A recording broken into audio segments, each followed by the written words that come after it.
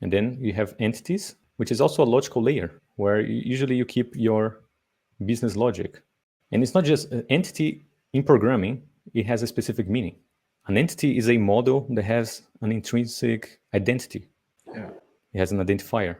You can identify that entity like a person that has an ID, right? For example, you have an ID that represents you in the tax system in your country, for example, right? You have probably a national ID.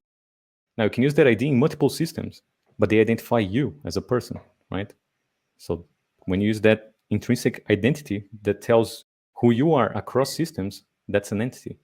An entity is a model that has an identity that can be shared across other systems. Something that uniquely identify a person or a credit card or something like that.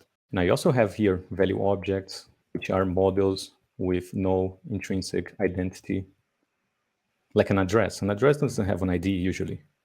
Or money. When you represent money, currency or money as a model,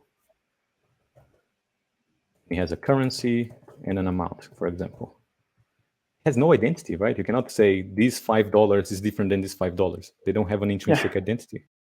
So this is a value object.